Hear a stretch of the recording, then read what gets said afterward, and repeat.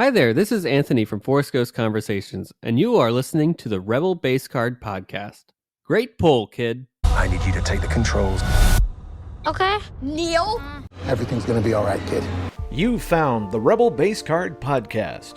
She may not look like much, but she's got it where it counts, kid. I'm your host, Greg McLaughlin. Have I made a few bad decisions? Sure. We talk about cards, collecting Star Wars, and to people in the Star Wars community. Don't worry, we're gonna meet up with some friends of mine. Look for special episodes called The Breakfast Pack, talking about your favorite Star Wars shows. We will never have a better chance than this.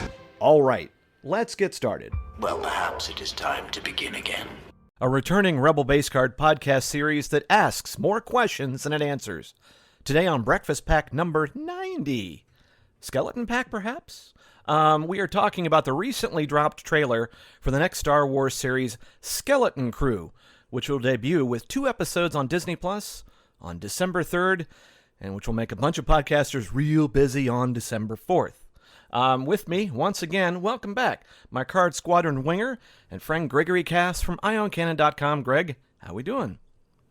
I'm so good. It's very, very exciting to be talking about more Star Wars television. Who knows what podcast you and I were recently on where we talked about how this Disney Plus era of Star Wars is hitting its 5th anniversary. And it's just crazy to think about how now going like 2 or 3 months without brand new Star Wars, we're like whiny and sad. Whereas before we'd go 3 years and, just rub dirt on it. So it's pretty amazing, but I'm very excited to get back in the swing of things. 3 weeks from when we're recording is the first episodes. So. And yeah, I can't, the name of that podcast, it's right on the tip of my tongue. I just can't think of it. A good podcast host would have all this already written down. No, it's Anthony King, Mr. Big City Nights himself, back on, we thought it was such a good idea after being on Force Coast Conversations talking about Disney Plus. Like, hey, who is into the 80s stuff more than the idiot who lived through it? And that would be Anthony King. Anthony, welcome back to Breakfast Pack. Man, if only I lived through the 80s. I missed it by 5 years. So I'm just living vicariously through music videos and the memories of others. But yes, thank you so much for having me on the show, and excited to chat a little bit about Skeleton Crew, what we know of it, because frankly, I don't think we know a whole lot. Just a lot of missing pieces to this puzzle, and I think we'll have to maybe do a lot of piecing over the next couple of weeks here to figure out what this adventure is. Yeah, on the one hand, it seems very straightforward, but we've been burned before, and Greg and I through almost 90 episodes, like, oh, either we weren't ready and we were, or we were like, it's gonna be this, and we were totally like, so. At any rate, but once again, if you remember the three of us, our last go around on the Breakfast Pack. The show's got to have rails for us to go off the rails. So there we go. That's the phrase that pays. But anyway, I'll do a little housekeeping here. If you were joining us for the first time at episode 90, wow. This is an insert podcast series in a regular feed where Greg, Anthony, and I, we're going to, during a typical Breakfast Pack, we like to trade questions because we don't know. And, we're just trying to figure stuff out. And, if you can kind of sound halfway intelligent, woo, that your answer is as good as anybody else's. This one's probably going to be more of our reactions to. We're going to kind of run the trailer again. We won't run the sound too loud because I don't want to get yanked off of whatever service that I happen to be on. But normally we'll trade questions, and then, it's kind of fun because that way everybody kind of gets to say a little bit. At any rate, all right. In this case, we had the teasers. We know that Jude Law, you had me at Jude Law, basically. And this is supposed to be sort of an Amblin type, that 80s run of shows that everything from Goonies to Gremlins to Back to the Future. A lot of kind of, coming-of-age type films. I think Stand By Me is in there somewhere. But so you have a lot, you have these kids that are going to be on this kooky, zany, adventure, and then Jude Law. So it's like, that's in a nutshell. Bunch of kids get lost, Jude Law. So tell you what, if what we're going to do is we're going to kind of run through the trailer and then we're going to kind of get our reactions on it, and then somehow this is going to make a podcast episode. Who knew? Stay to the end. Mary does. That's where the after show. That's where all the good stuff is in the after show. So anyway, get your hands ready on the play button. We're going to run this last trailer, and we're going to find out what are you in for. So I'm just going to kind of run it. I'm going to kind of start to play it, and we have the two kids there. It's not the first time they've been in a principal's office. What do you think? No, because they're asking each other what they're there for. They know what the deal is. Doesn't every planet have a hidden Jedi temple? Apparently now in Star Wars they do. I was going to say I had to look up what all these kids' names were before hopping on this podcast because they don't really do a great job explaining who's who in any of these trailers, aside from Neil. We have Wim and Fern, who I think are the two main kids. And then you have Neil, which I think is everybody's favorite right now. And then KB, I think is the kid with the kind of the Geordie visor like the from Lobot Next Generation. looking? Yeah, the Lobot looking one. When I went back and listened to this trailer again, and it was like Republic credits, I thought it was credits plural. So apparently the main thing the guy was probably like, you're only going to give me one Republic credit, Old Republic credit? I don't know. Republic credits are no good here. I need something more real. I like Neil. In this age, are they like more valuable, less valuable? What do you think the inflation and valuation of Old Republic credits are in the New Republic?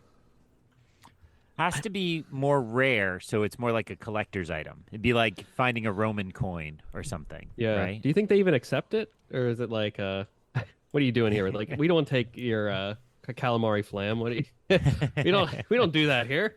Yeah. Well, it goes to kind of wonder like what the metal. I mean, you think maybe like it's not a gold piece. We're not playing D&D here, but it maybe that there was something valuable in the metal of the coin. I'm going to go ahead and close that window out. But obviously we see the kids. They just keep moving the thing along. I was kind of excited that Nick Frost is the voice of SM-33, which is a great mic, I think, made by Shure. No, that's the droid. but Smee, tell you, as they call them. Yeah. But Anthony, let's start with you. We'll try to get the show on track. It's not going to happen. I was going to say, we played the trailer and talked purely about Geordie LaForge. We talked about credits. Money and I think the show is just... we played it. Exactly. You know what we'll do? Yeah, I'm sure our listeners got a lot out of that. We'll just keep playing. We'll put the trailer on a loop, and eventually we'll talk about it. But tell you what, after we'll let Anthony start. You are our guest. Seeing the trailer again and getting derailed while you're doing it. What are some of your thoughts, or what is one of your first thoughts in seeing the trailer? Well, seeing the trailer, I'm just excited to see Smee, SM-33, in a lot more action. I think this is one of the benefits of being boots on the ground at D23 is they had the full puppet model they used for Smee there, and the Legacy Effects team talked about how they did the motions for him on set, and he's a fully practical machine up on stage. So just to see him actually working and talking and just existing is like the first thing that takes my mind, where I'm like, oh, okay, wow, it's actually happening. This is cool. I actually saw that in person. I was a foot away from it at one point, because you had to walk past him in the queue line in order to get to the Lucasfilm Pavilion. So every time they had a panel, I had to walk past me to get into that space. So just cool to see it actually in a Star Wars. What about you, Dr. Cass?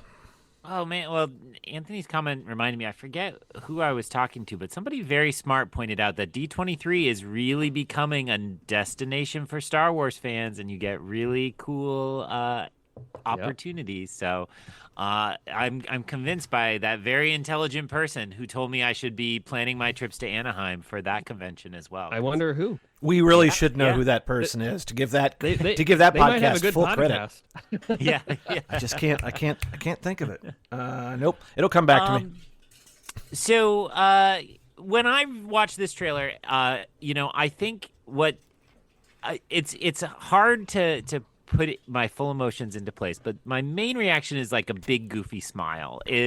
I think this looks like the first Star Wars in a little bit that is not taking itself too seriously. And I do really enjoy when Star Wars is in that, kind of pure fun register. I have loved so many of the serious, let's contemplate things, let's struggle with things versions of Star Wars, but I'm excited to see this really fun one come through.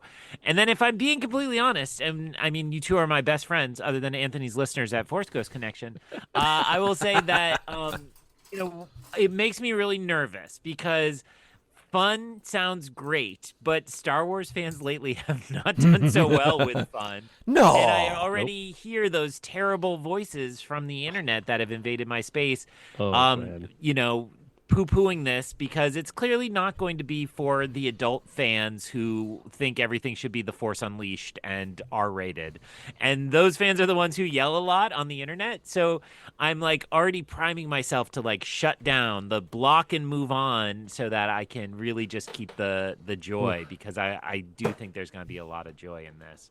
But Greg, you kind of hate joy and good times. So how are you feeling watching this trailer? Joyless, nothing but joyless over here.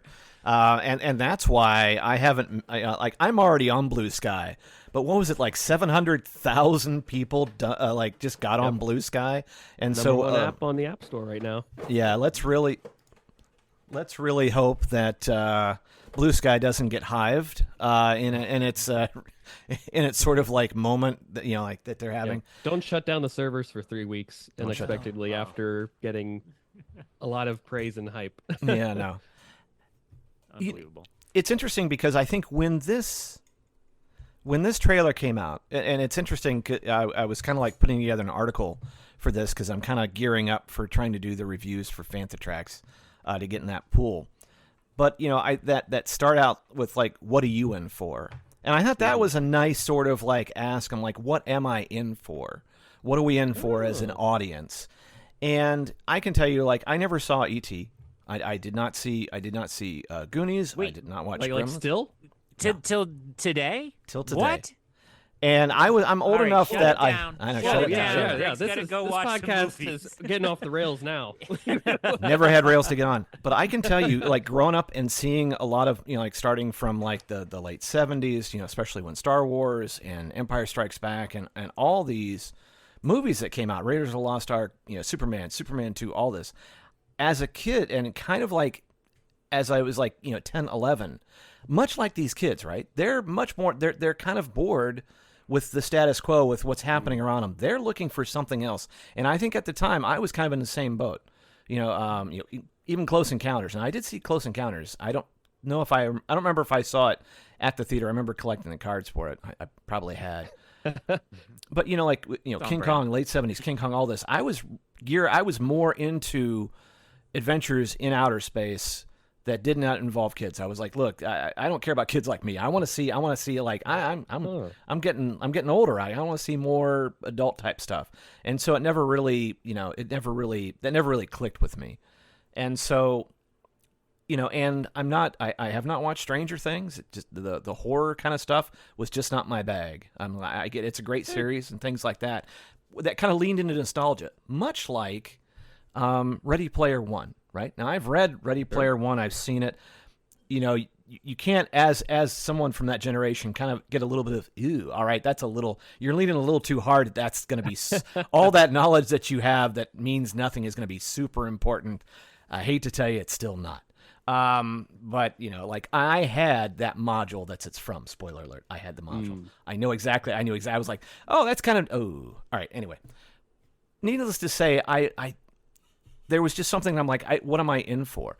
And then they did the Peter Schilling song, Coming Home, which, is one of my, you're not going to find it on a ton of 80s playlists that don't, if you're not going in your main ones, you will not see, Major Tom Coming Home. You will see it'll be like in a B or C list. It's kind of like what every wedding list I hope I'm going to be on. I'm like, I don't need to be on your A list, but at least I want to be on your B list. At least you're thinking of me. But when I heard that, I was like, that was one of my favorite songs of that time. And I'm like, then they did it in Huttese, and I'm like, you didn't, because that whole song is about an astronaut who gets lost, and then they think he's gone, and then it's last he's talking about coming home, and I'm like, that is brilliant. And then I was like, all right, I am in. And then there was almost one point where there's like this audio cue that almost sounds like relax. And I was like, are they going is this not the only 80s song they're going to play with? Because they're clearly leaning into that whole thing. So what I would say is that, like nostalgia is a weapon. They've weaponized nostalgia. They're aiming it at me, but I'm like, I think like you, Greg, I'm kind of into, we left The Acolyte, bruised and bloodied, and you were kind of afraid for Skeleton Crew, going, hey, look, are you going to turn on every show? I mean, yes, granted, there were criticisms that it definitely deserved, but I'm like, the torrent I don't think was deserved. In this case, the kind of the gist I was kind of seeing was that some people were kind of looking for that something different around the holidays, and let's just have an adventure. Sorry, that was long, but I'll go back to my. Let me just throw in one other thought. There is this is my son who's 9 is kind of, sometimes he's into Star Wars, sometimes he's not, and most recently he has been super into Rebuild the Galaxy and loving every minute of those Lego shows, as he should. And so we threw on this trailer, and he's roughly the age of these kids, it would look like, and he was really excited about this. So every time I find myself being a little cynical and going like, I don't know if I'm gonna like this, it's a little too kidsy, I remember in a beautiful way, I'm not the primary audience anymore. Yeah. And if the kids are into it, then it sells me on it even more. I'm going to watch it no matter what, but it's totally cool if I can, put myself aside and see the kids really enjoy it. And we'll see. What's so great about Goonies, apparently Greg doesn't know this, is that, those are right in that sweet spot of like challenging a 9 or 10-year-old, being just a little spooky and a little more grown up to push. And you felt really, cool when you watched it and weren't too afraid of it. So I'm interested to see if that's what we get here, if it's going to be that kind of harder edge to it.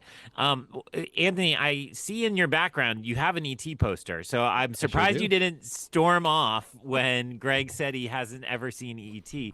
So what to you is like the magic of ET or Goonies or that era Amblin that you hope might come through to the show? Well, I'll answer your question by also like saying to like why I didn't storm off here too, which I think is another important thing to address here, is that like Greg McLaughlin, I actually didn't see these films until I was 21. So actually fairly recently. I didn't watch them when I was a kid. I was actually not allowed to watch these movies. There's a whole story. Everyone that's listening, if you want to hear the whole gripes that I've had with my parents and being raised, was addressed in my Raiders of the Lost Ark review. About how my parents were like randomly like, you're not watching this movie for no reason, no rhyme or reason to any of this stuff, and it's just a long list of films that are considered classics by many that I had to basically discover and find on my own in later years. So you could probably maybe Greg, you've experienced this in your lifetime, but people have listed off like a various list of films, and you're like, I just haven't seen them, and I've been that person, so I understand where you're at. And you have an opportunity now, if you ever want to revisit those films, and maybe you're able to find something you like in them or not. And, you could be like me one day and have an ET poster on your wall. Yeah, speaking of Colby Mead, no. Colby, I got my eyes on you, Colby. You and me. But to answer your other question there, which is about like what about the Amblin experience is really important to this, and I think it's mostly about the feeling of I think for as a person that watched these films as an adult, why did I watch them? And it's like I wanted to feel that childlike wonder again. I think that's why I keep going back to those movies. It makes me feel like a 12-year-old, even though I'm in a 21-year-old body, 23, 24, 25, 20, whatever age it is. It's just one of those things that each of these movies that you watch, whether it's E.T., Goonies, Back to the Future, I'll even throw Poltergeist in there, Gremlins, which I just watched for the first time a month ago. So, I'm still catching up on all these films. I think it's just being able that Spielberg and the people because he's involved in all these films, whether he directed or he's just a really on hands producer, from what I understand, is that he's able just to bring out that sense of childhood and that discovery that comes with it, and so much of the feelings of being on the precipice of finding out who I am as a person, discovering life, and going on this adventure, and doing it in these 2-hour films for the most part, and having these grand, bigger than life adventures sometimes. It just makes you feel warm, cozy, and it makes you kind of inspired at the end of the day to like tackle tomorrow, which I think is some of the big things that, especially in when you're an adult and you need something to like. Sometimes you need that extra push to get through a Wednesday. I watched Goonies last night in prep, or not just prep for this podcast, but in prep for Skeleton Crew in general. Like I wanted to get in that mood, that vibe. And I see the parallels entirely rewatching this trailer a few times leading up to today. The imagery is there, the pirate stuff. I mean, that's clearly a direct call to Goonies, I think. But I think the relationship between the kids and how they are presented on screen, I think will be the real driving force of the heart of this show. Which, if people connect with it, and I hope that they do, like a lot of Star Wars fans typically are good at connecting with heart. I think that this is potentially a big hit on their hands in terms of that. Now, will it be a big hit in terms of viewership? I'm not sure. I think it might be a tough sell to the wider audience, perhaps. A show that's potentially more geared towards kids. It's not that this is the Force, like you said, the Force Unleashed live action version with blood and guts everywhere. Like you're not going to find that. Probably you're not. Chances of that, I would say, are pretty slim. But I think you're going to have a great family-friendly adventure in this show that I think will be a great introductory point for a lot of people to explore other Star Wars stories because of this. And for that, I'll forever be grateful to the potential of what Skeleton Crew offers. And basically, this is all just a big thesis, and for me to implore Greg to go watch some of these movies if you're able. If you ever find like a Sunday afternoon where you've got 2 hours to kill, throw on probably wouldn't start with E.T. I'd probably start with Goonies, just to E.T. can hit you in the feels a little harder than many of these other films. So if you're not ready for that, or you just don't want to have that kind of feeling in your heart leading into a Monday, then probably just watch the Goonies and just have the fun adventure of it. Greg, something I was kind of interested, when you see Wim, like the first, of the kids you kind of see, do you kind of get a New Hope vibe, sort of like a Luke wanting to get off Tatooine and kicking sand, and gosh, there's got to be something more. Do you think that might also be what might be getting some of our, more of the OT type folks a little excited, that they can kind of maybe connect with not only the kind of the vibe that those Amblin Entertainment shows did, but just sort of that wanting to be something more than a moisture farmer or wherever in suburbia. I'm waiting for the Huttese version of Subdivisions, as we were talking about how the fandom has become basically one big Rush concert. Do you get any kind of New Hope vibes off of this? I mean, I do think the suburban vibes are the strongest I got. And there have been stills released or I think it was maybe in the teaser, where it's like an Ithorian walking his space dog through like a suburban neighborhood. And like, I get the fans that gave pause to. It's a little weird. It's a little out there, but I'm here for it. I think it's going to be really fun. And what I think they're aiming towards is, so many of us I can't even put myself in that group. I'm from like rural New Hampshire, so I can't claim to be suburban. But I will say, like, so many Star Wars fans were kind of the kids trying to get out of their suburbs the moment they saw Star Wars, whenever that was. And Anthony's point is right, that a lot of people came to Star Wars later, right? But not necessarily were that kid in 1977 or in the 80s. But I came to it in the mid 90s, and I found that connection in that same spirit. So I do think that will speak to some part of fandom, right? To get off your moisture farm, to get out of your suburban neighborhood.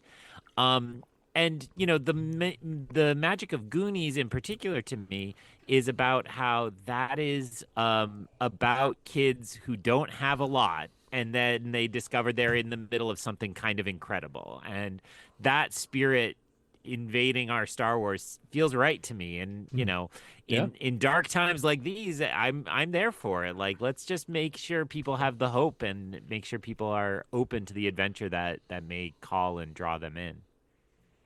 But not to spoil Goonies too, for in the case that Greg ever takes the time to watch It's it, okay. but It's fine. I think the statute of limitations is way off on this film. those kids also learn that the real treasure is the friendship that they made along the way, which I think gets to the heart of what I think this adventure could also showcase as well. I think Neil and Wim, Fern, KB, these kids are going to be driving the show literally, and can't wait to see the genuine. Like, we'll get to I think some of the best parts of Bad Batch, and especially the first season of Bad Batch and The Force Awakens, is that you get to see these characters, Rey and Omega. You get to see the universe through their eyes. And that's a singular experience for them, right? You have Han beside Rey, looking at her and be like, "You haven't seen. There's more than green in the world. Like, you gotta get out of here and see us. You gotta get out." And then Omega, of course, is stuck on Camino, and the Bad Batch are like, "We've been all over the place in these war-torn areas of the galaxy. Like, you don't want to see the rest of the world. Basically, it's a bad place." But these kids, without even a real parental influence, it seems like for a while, based off this trailer, it seems like they take a minute before they find Jod Nanawwood, who's basically like a Strider in this series. It seems like they're gonna. I don't think they've left the suburb too often, like you're saying there, Greg. But it'll be exciting to just see them all seeing whatever they come across, basically for the first time, and just where does that put them as people? Where do they grow as characters because of these interactions and the situations they're put in? I think that's probably the most exciting part of this show, without knowing really anything about these kids, aside from their kids in a suburban area and they go to school. And Neil has hair and he combs it. And just the fun little details that we've gotten so far. To that end, I would just want to throw in, there's that moment in the trailer where it's Neil and one of the others are buying food from this weird horse man chef, which full creature design already. I would buy all these Black Series figures, but that so very much felt to me like Star Wars Outlaws, which I don't think Greg is playing. I don't know if you've tried it yet, Anthony, but it's been really fun. I haven't left the first planet yet, and I'm 20 hours in. I'm just doing every small random thing on this planet, but you go up to food counters just like that, and it just really feels like that kind of fun side of Star Wars that we don't get in Jedi-focused shows often, the kind of Han Solo side of the galaxy. Yeah. I'm really excited to see not just kids out exploring the galaxy, like you're saying so eloquently, but to see them interact with the kind of seedier parts of it and what that looks like. I think that sounds like it could be a lot of fun. This space station they show them parked at kind of feels to me... It's come up in modern canon, but it's an old Legends space station called the Wheel, which is just supposed to be kind of one of those big, all the hive of scum and villainy on a gambling and carousing on a space station. And I was like, oh, if this has a little of that vibe to it, that kind of old Marvel, I think that could be really fun. Greg, you love old Marvel. That speaks to you, right? Well, yeah, I mean, and even going back to the Cantina, which had a lot of love for that place, and so you really kind of like that. I mean, we didn't get the series, the Underworld series, or I think it had a more clever name, but I love the fact that you could see a lot of cameos. I mean, we saw some of that in the beginning of The Mandalorian, right? When he goes into that bar and there's all those creatures and things like that. So it's a very easy way to win. and also, who doesn't love a pirate or two? And you're going to see some creatures from that. And so I think there's a nice way to introduce us to a lot. I mean, maybe it's going to be a little bit of fan service, or maybe you're going to be like, oh yeah, there's that. But why not? It's always kind of fun to see those as well. And yes, the wheel that four-parter, I think, in the old Marvel books, and I've been getting some of the Marvel weeklies, the Star Wars weeklies from the UK, which are really gorgeous. They're black and white, and the way they're presented, and they kind of space out the stories across a few issues. Really, really are nice to see again, and it's hard not to go. All right, there's how many of these? Let's go, because you can get them for about maybe 15 shipped on average. But yeah, I was kind of curious. When we think of, and this is probably where we're meeting Jude Law. What's our over under on Jude Law, and what is he all about? Was he a Jedi? Was he just Force sensitive? He's kind of above, the character from Obi-Wan Kenobi, the sort of the fake Jedi, which now was it Haja. Yeah, Haja. I was going to say Kumail Nanjiani, but yes, Haja was the character name. So how do we feel about Jude Law and his character in this one? Look, I mean, happy to be told otherwise by what the show presents, but I am almost guaranteeing right now that he's somewhat of a shady character. Just everything about what we're presented in every trailer and piece of media that we've seen so far is like this guy is like a swindler trying to take advantage of like the situation these kids are in right now, and maybe take the ship or something like that. I don't know exactly. Remember what the ship is called? It's like the Black Onyx or something. Oh, the like Onyx that. Cinder. The Onyx Cinder. Okay, yeah, because they spoiled the Lego set months ago. Wait, I could have bought it in Anaheim. They had it at the Lego store, and I was like, "Oh, is this a spoiler? This is way too early. They don't even have a date announced at this point for the show." But until told otherwise, I'm just gonna be really skeptical about this guy. He just gives off this aura of I'm gonna take the credits that these kids have. Like it's like in the Lord of the Rings, right? You're drawing too much attention to yourself, and then fortunately they ran into Strider, who turned out to be a really good guy at the end. But this might not be the case. Maybe he's not even Jod Nawad. He might have a different name. Maybe was he a Jedi? I mean, 50-50 at this point. I'm going to lean towards he's probably not. He's probably a swindler in some way. But a Jedi swindler? I don't know. Or a former Jedi swindler, a Force-sensitive swindler? Why not? They could probably exist out in the world. I mean, Haja did it without having Force sensitivity. So why not have a guy that maybe heard the legend of Haja and actually was like, hey, I can actually move stuff with my mind. let's put this into action here. See what I can make. Yeah, so I guess I'm having the character he reminds me a lot of and Anthony's right. There's so little to go off of. It's basically like a Rorschach test of whatever our own biases are. But but I was thinking a lot about Kyle Katarn, who's the protagonist of Dark Forces, and then becomes Force sensitive in the sequel Jedi Knight, and then becomes a full Jedi Knight in Legends canon. And there's just, I think it's partially the coat, it's partially the vibes, but that kind of early Kyle Katarn is that kind of swashbuckler, scoundrel, rogue, kind of Han Solo'd, but just amped up a little bit. And it's the same way Toro Calican was Dash Rendar, but not Dash Rendar, is it feels very much like they're borrowing the flavor from Legends and pulling that across. Kyle Katarn had a very specific blaster, which it was a first-person video game, so you saw the blaster a lot in front of your face, your HUD. So I do think that has made it into canon in a couple places. So I'm like, I think they're pulling a little bit from that, and I'm here for it. Maybe because I guess why do I always feel Jude Law betrays us? Is it is it Captain Marvel? I guess he does. But I can't think of many others where he's a villain. But he just has that smarminess that I think Anthony's probably right. It seems very easy to predict will try to screw over the kids, but at the last minute he'll have a heart of gold and save them, or come flying back in. And so only because it's so easy to predict that does it make me think, no, they might be up to something a little more clever than that and playing with our expectations in those ways. Greg, other than trying to say his name, what else stands out to you about Jude Law? Other than he's a huge actor to join Star Wars. How exciting is that?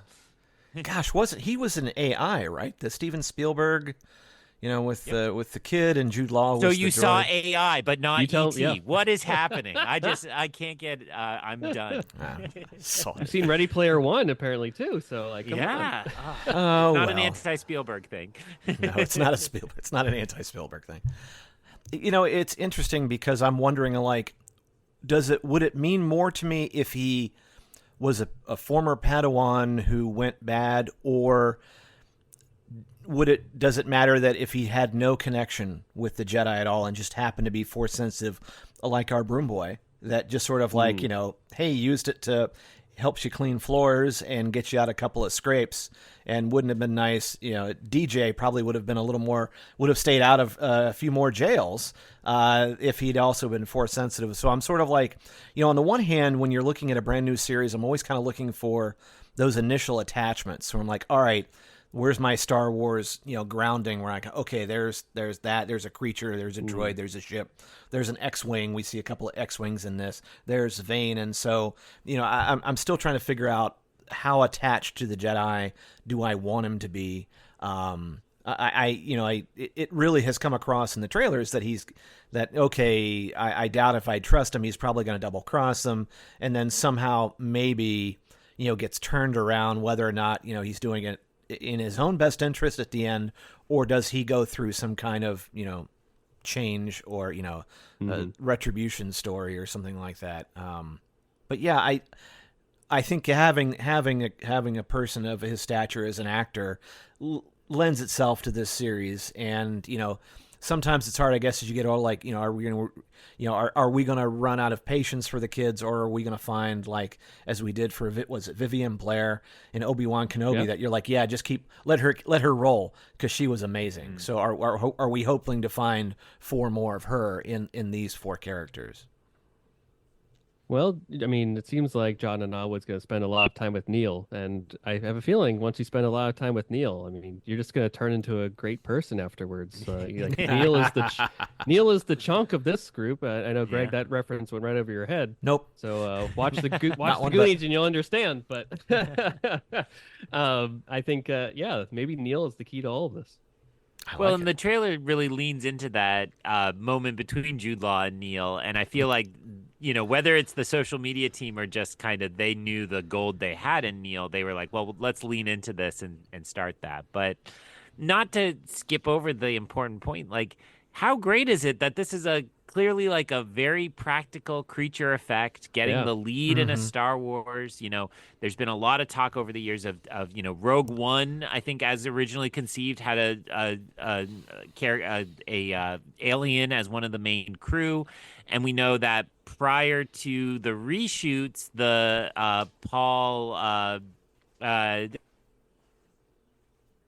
the villain in Solo, Dryden Voss, played by that actor. What's that actor's name? Oh, the good. So if this is why I don't know what Paul Bettany. Paul Bettany, yeah. So when it was not Paul Bettany, it was going to be the actor from The Wire, and it was going to be Michael K. Williams. Yeah, I can't understand why more people don't download this show. I don't it's see. It's a guessing game. This is trivia night. We just gotta but it was going to be an alien. So again, I think they have pushed up to this edge of really putting an alien in the main crew and had to back off for technological reasons, for scheduling reasons. And so the fact that you're letting presumably Neil Scanlon's Creature Shop really get a shot at it, I think is exciting. And he stands out to the internet because he looks great, but it's also just, going to be really fun to see them get to play a little bit more. Anthony, you're clearly a Neil fan already. Have you pre-ordered the Black Series or?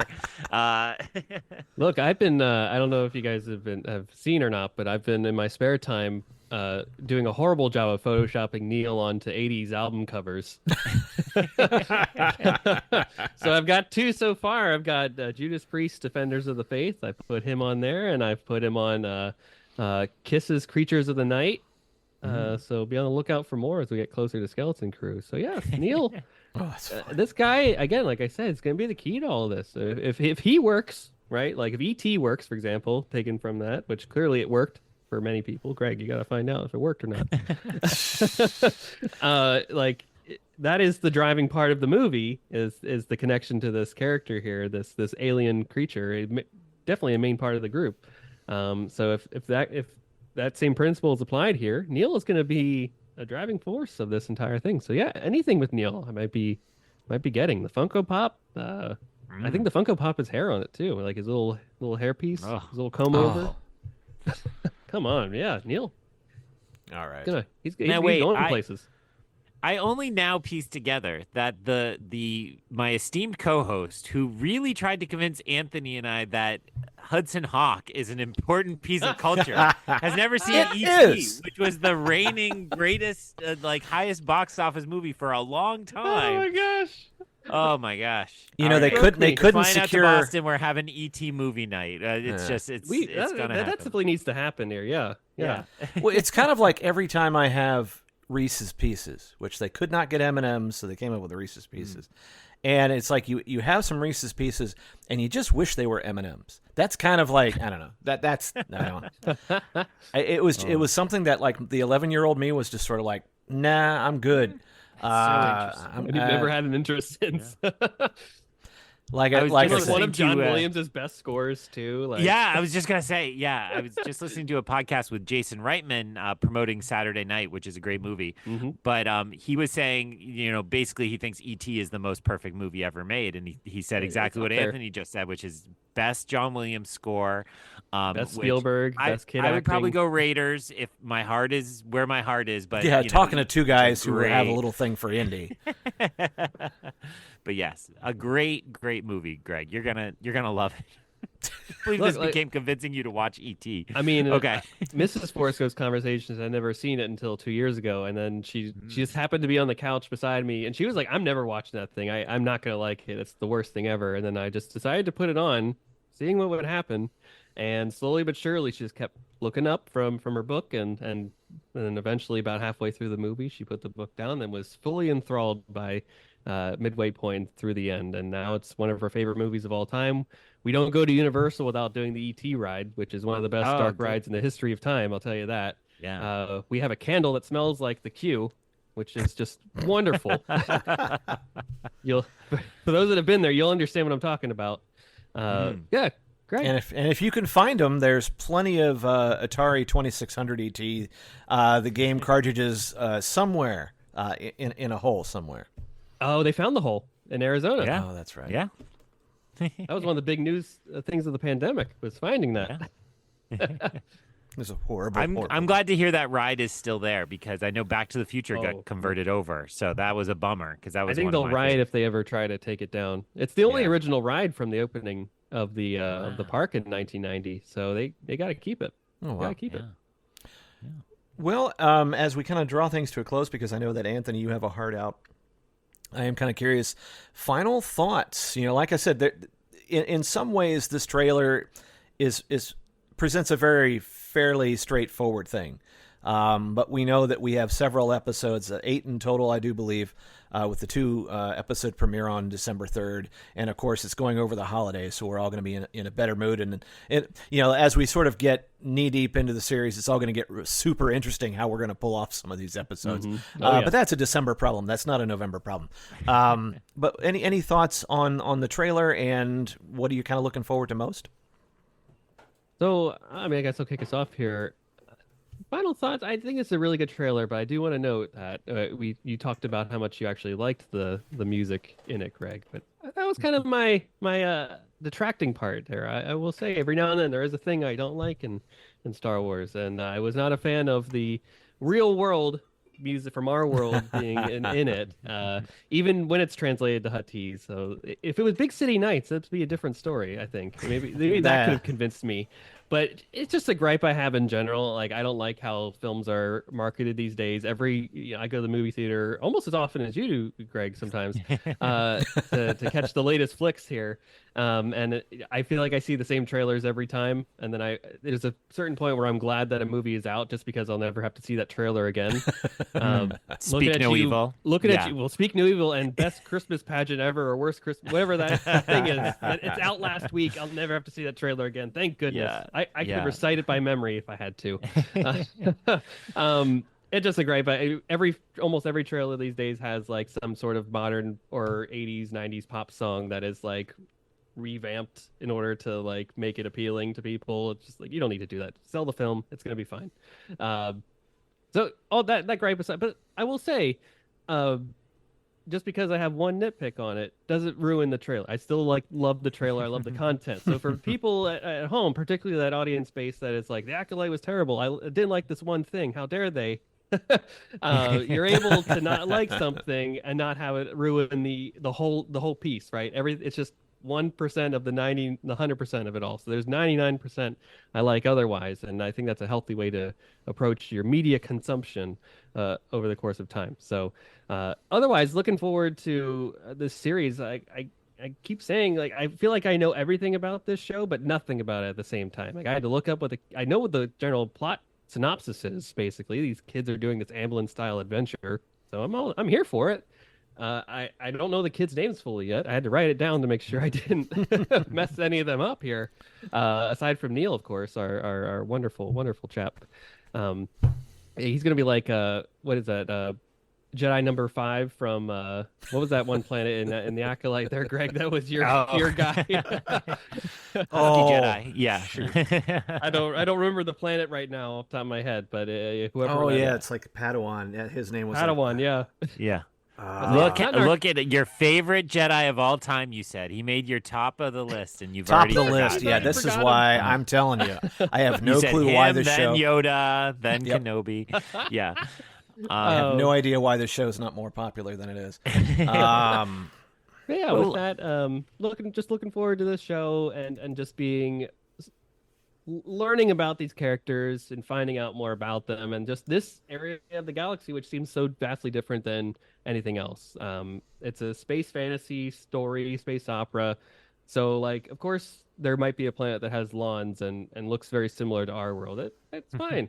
Don't be so precious, these things, right? They're allowed to have bikes with various colors and do spinning wheels in Book of Boba Fett. Come on now, it's fine. It's not going to ruin everything. Again, just one piece of the whole pie. So just take that mindset going into the show. Have fun with it. Enjoy the coziness of it. Just a bunch of kids going on adventure, and just enjoy the ride. Olega Padawan. That's what it is. Olega Padawan. See? We got to it. I vamped long enough that you were able to find it. Thank you for letting me struggle to find that. He's got a virtual background on, or else we'd see the shelf full of Bolega Padawan gear and trading cards. That should really be your background. It's just like him. Yeah. Yeah. Where's that sketch card? That would be a great sketch card for you. Make a note. I'll just echo. I think Anthony said it exactly right, which is like, I do. Like, I obsess over some of these Star Wars things. I buy every magazine. Oh, the Empire, I got to order from the UK, and the special edition this with 3 pictures in it. I got to get that ahead of time.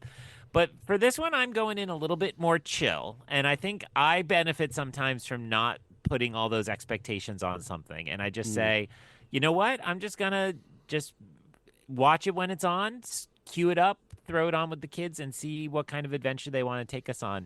One thing I liked in the trailer, and we haven't mentioned it, is they put a nice emphasis on the fact that it's from Lucasfilm, and they mentioned the director of Spider-Man, Homecoming, Far From Home, all the Spider-Man, but all the most recent Spider-Man, and it's easy to forget that, like, he's been a pretty chill filmmaker, but those are 3 of the top-grossing, most popular movies of the last decade.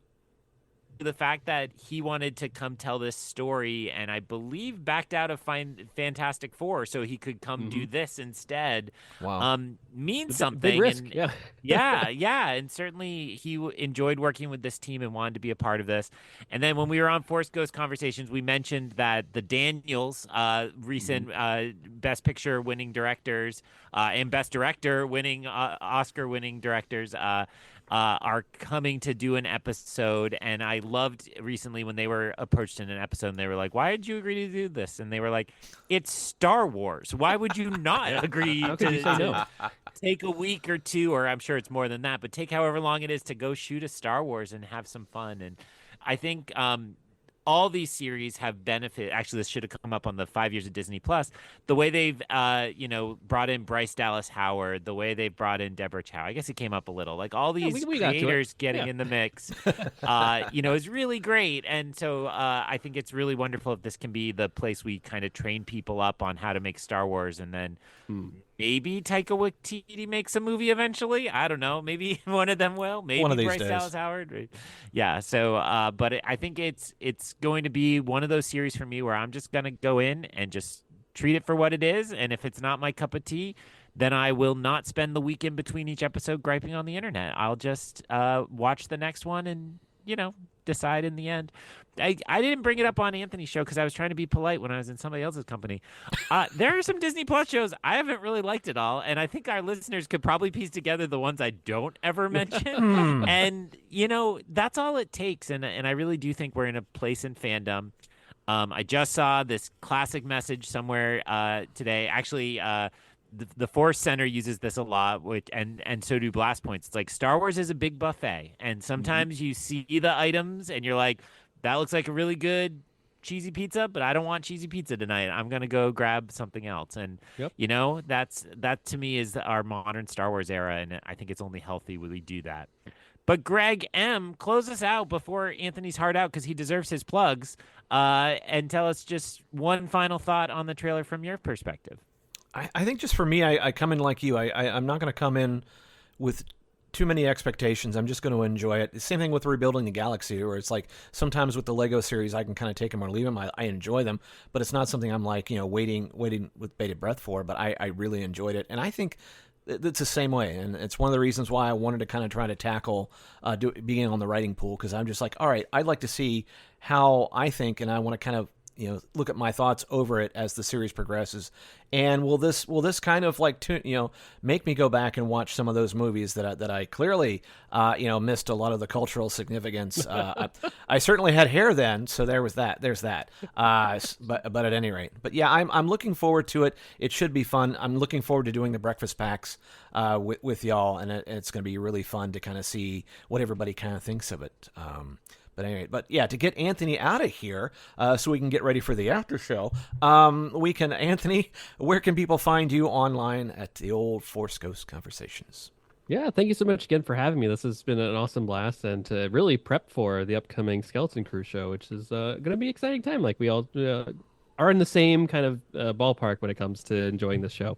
So yeah, Force Ghost Conversations is your cozy home for deep dive discussions into all things Star Wars. If you want to check out last week's episode, which was, or let's just say, I don't know when this episode's coming out, but the November 9th episode of Force Ghost Conversations, featuring both Gregs. We talked about the 5-year anniversary of Star Wars on Disney Plus, which was awesome. Go check that out. And of course, you can find the podcast anywhere that you can find podcasts these days: Spotify, Apple, any place, frankly. Just search for Force Ghost Conversations and we'll be there. I don't even know where all the places you can find podcasts are these days. It's crazy. And we're also on many social media sites in wake of recent events here. So we're still on X, we're on Instagram, we're on Facebook, YouTube, TikTok, but we've also added Threads and Blue Sky to the mix. You're now. one of those 700,000. No, I was. And so far, I'm liking Blue Sky a lot. It seems very intuitive, and the algorithm is to my liking at this point. So hopefully it stays very similar to how it is right now. It doesn't change too much. But hey, if you just search for Force Ghost Conversations on any of those sites, and you'll find us in some capacity. So thanks again for having me on. No problem. Thank you. And Greg, where can people find you? In my bed very soon. But Fair. other than That's that, fair. I will be on Instagram. People can track me down. I'm at Ion Canon, EYEONCANON. I'm also co-hosting Long Take Review a ton lately. We just covered The Substance and Anora. And so if a cute little Star Wars kids show is your cup of tea, skip those episodes of Long Take Review because those are some pretty grown-up movies. But if you're into that other side of culture, then check out. Those are two wild movies now out in theaters or available Mubi, I think is where the substance is. But wild times. But come join our conversation and listen to some crazy thoughts on some fun movies. So. And I got to figure out why there's so many memes now for the Conclave. That's my new mission. Why? It's really good. After you're done watching E.T. and Goonies and There all you that, go. then you can check out Conclave. Yay! That's my reward. Your prize. All right, I'd love this to go longer. We clearly need the exercise, and I can't wait for us. I think by like episode 3 or 4 into Skeleton Crew, we're gonna be in like our regular shape for it. But anyway, we're gonna let everybody get back to where they need to be. Until then, for Greg and for Anthony, I'm Greg McLaughlin. We're going to return you now to your podcast playlist. You've already stopped listening anyway. Already in progress. This podcast is not affiliated in any way with Topps, Disney, or Star Wars, nor is it endorsed by Disney or Lucasfilm, and is intended for entertainment and informational purposes only. All names and sounds and any other related items are properties of their respective trademarks and or copyright holders here in the U.S. and abroad. The official Star Wars website can be found at www.starwars.com. That's it. So hey, Jude Law's in Star Wars. Did you guys hear? Oh, crazy. The devil, you say? I'll save it for on air, but I was realizing watching the trailer, I was already suspicious of him. Like, I think he's just been the double crosser so, in enough yeah. things that it made me nervous. But we'll get it. A guy with a bunch of kids. I mean, it just. I can't Perry pronounce in the his room? name. I think we're going to be several shows deep in this show when I'm going to be like, Jadna Nawud, and I'm just like, Jude Law. Now it's just like, your Star Wars name, Jude Law, is Jude Law. So there we go. Jude Law. Yep. Jude Law. All right.